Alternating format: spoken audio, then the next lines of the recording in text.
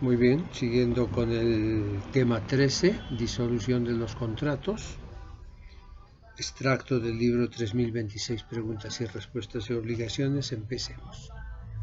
1. Validez y eficacia de los contratos. Hemos visto que los contratos se constituyen como ley entre las partes y generan obligaciones normalmente para ambas partes, especialmente aquellos contratos sinalagmáticos perfectos.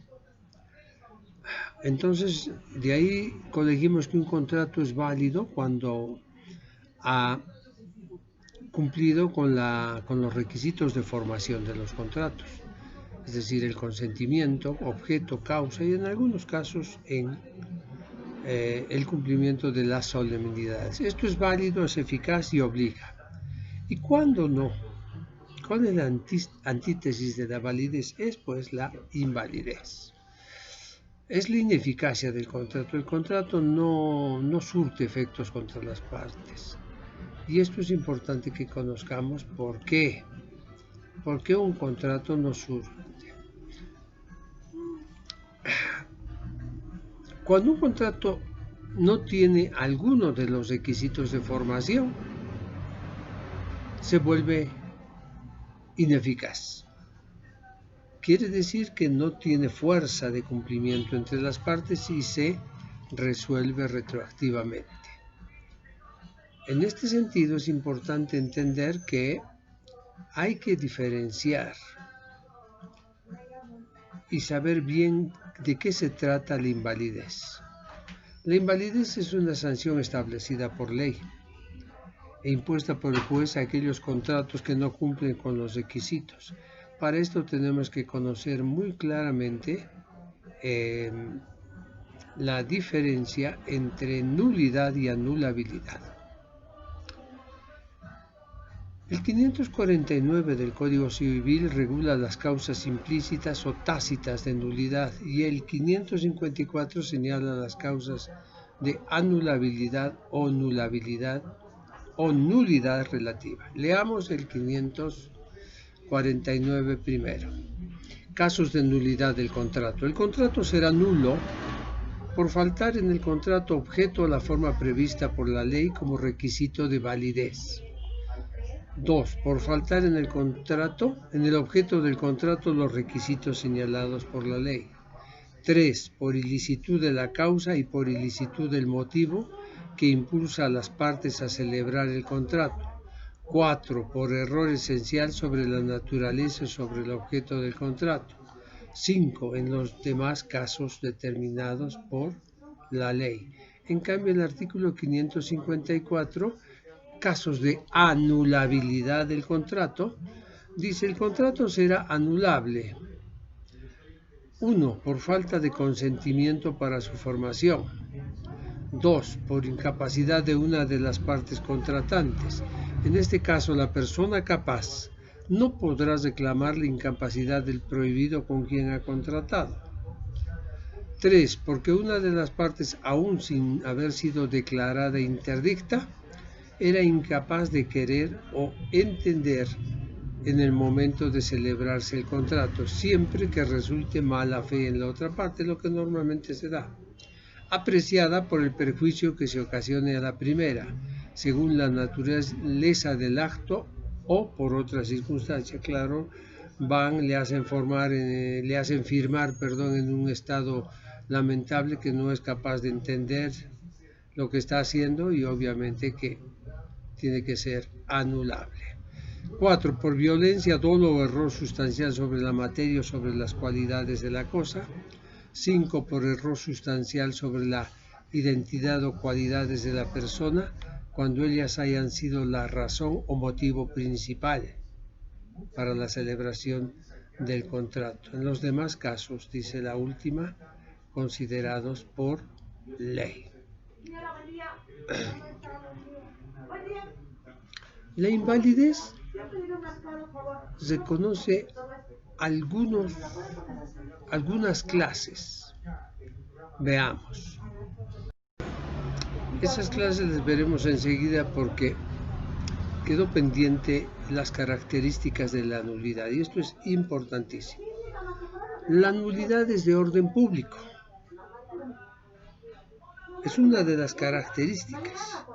La otra es la imprescriptibilidad. La nulidad no prescribe. Y por último, la inconfirmabilidad. Por otro lado, las características de la anulabilidad son el carácter privado, la confirmabilidad y la prescriptibilidad. El artículo 556 definitivamente habla de 5 años contado para prescribir la acción de anulabilidad. Esto es importante. Entonces ahora sí podemos entrar a la rescisión, que es una clase de invalidez. La rescisión es generalmente conocida por tratarse de un evento que ocurre a posteriori.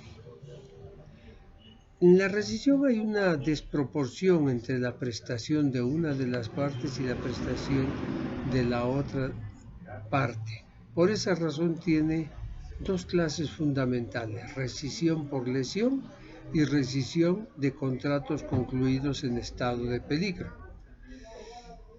La lesión es aquella que la hemos conocido, que es aquella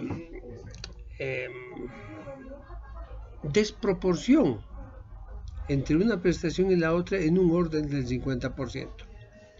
Lo he dicho y lo repito ahora, a mí me parece exagerado. Ya los códigos vecinos no hablan de esa cantidad, sino que dejan bajo el criterio justo del juez. Más en estos momentos donde los márgenes de ganancias cada vez son menores. La rescisión no busca invalidar el contrato como un efecto inmediato, sino lo que busca es restablecer el equilibrio patrimonial. Es eso, que no haya esa diferencia, ¿no es cierto? En cambio, la rescisión por estado de peligro aplica sustancialmente, aunque no únicamente, a los contratos que tienen prestaciones de hacer. Normalmente aplicable por extensión a los profesionales. Aquí puede haber una circunstancia que lleve a unos de ellos a poder plantear la rescisión por estado de peligro, por las características precisamente de la prestación que tiene que hacer. Por otro lado, también tenemos la revocación. La revocación es una forma de disolución en los contratos unilaterales. Y estas causas son expresamente previstas por la ley. La ley le permite a una de las partes plantear la revocación o establecer contractualmente la revocación cuando se den alguna de las circunstancias que la ley plantea. Es muy común la revocación por indignidad en materia sucesoria, pero hay otras variedades. Las características de la revocación excluyen a algunos contratos porque solo se aplica a los unilaterales, así de simple, y su naturaleza jurídica está en la autonomía de la voluntad. La resolución habíamos visto y terminamos con eso este corto capítulo. La resolución es una forma de disolución de los contratos, pero habíamos visto que normalmente es de mutuo disenso, es decir, que está establecido en el documento. Son cláusulas de resolución. Entonces, fíjense cómo estas circunstancias lo que están haciendo es buscar que el contrato se anule por una u otra determinada razón. Perfecto, con esto hemos terminado este breve capítulo e inmediatamente pasamos a uno muy grande, que es la compraventa. Permiso.